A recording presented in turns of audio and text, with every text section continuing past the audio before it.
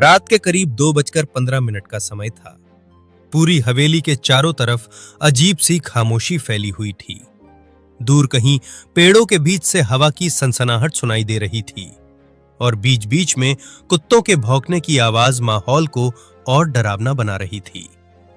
मुख्य गेट पर बैठा सिक्योरिटी गार्ड अर्जुन उन्नीदी आंखों से चौकसी कर रहा था।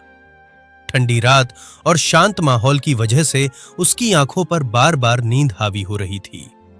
तभी अचानक इंटरकॉम तेज आवाज में बज उठा। अर्जुन एकदम चौंक गया। इतनी रात को फोन आना बेहद असामान्य था।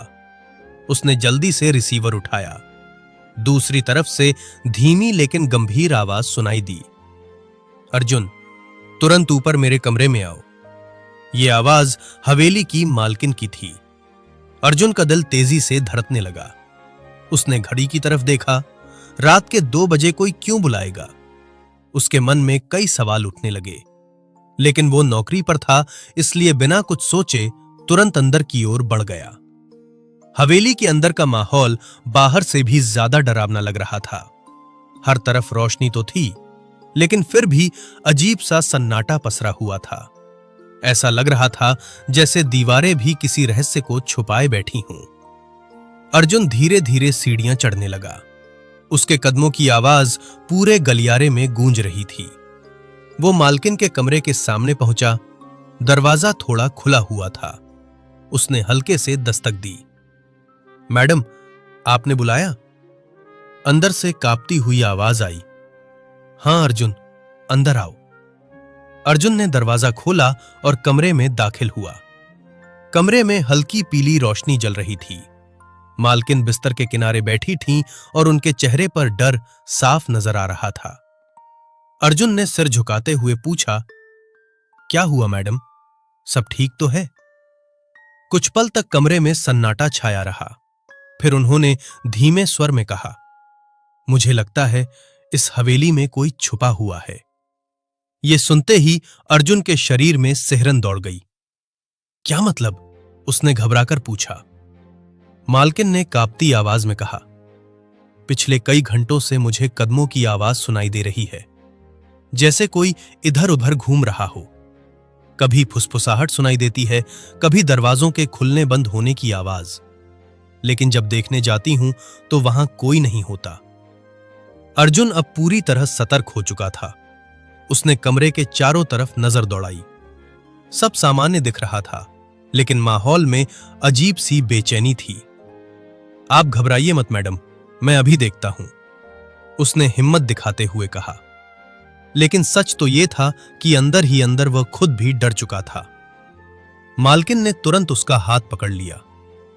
मुझे अकेला मत छोड़ो, मैं भी तुम्हारे साथ चलूंगी। उनकी आंखों में ऐसा भय था कि अर्जुन उन्हें मना नहीं कर सका।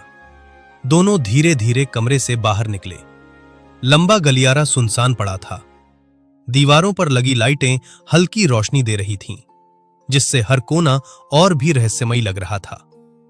अचानक नीचे की मंजिल से कोई आवाज आई, जैसे किसी ने धीरे से लकड़ी का दरवाजा बंद किया हो। दोनों वहीं रुक गए।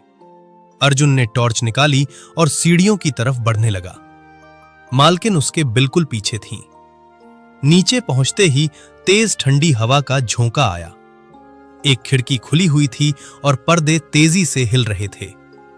अर्जुन ने आगे बढ़कर खिड़की बंद कर दी। शायद हवा की वजह से, उसने खुद को समझाने की कोशिश की। लेकिन तभी स्टोर रूम की तरफ से फिर आवाज आई। इस बार आवाज बिल्कुल साफ थी, जैसे अंदर कोई चीज गिर गई हो। मालकिन डरकर अर्जुन के करीब आ गईं। यही आवाज है, उन्होंने धीरे से कहा। अर्जुन ने साहस जुटाया और स्टोर रूम के दरवाजे तक पहुंचा। दरवाजा अंदर से बंद था। उसने हैंडल घुमाया, लेकिन लॉक लगा हुआ था। कौन है अंदर? अर्जुन ने ऊंची आवाज में पूछा। अंदर से कोई जवाब नहीं आया। पास ही रखे चाबियों के गुच्छे में से उसने सही चाबी ढूंढनी शुरू की। उसके हाथ हल्के हल्के कांप रहे थे। कुछ सेकंड बाद आखिरकार लॉक खुल गया। दरवाजा खुलते ही दोनों घबराकर पीछे हट गए। अंदर घुप अंधेरा था।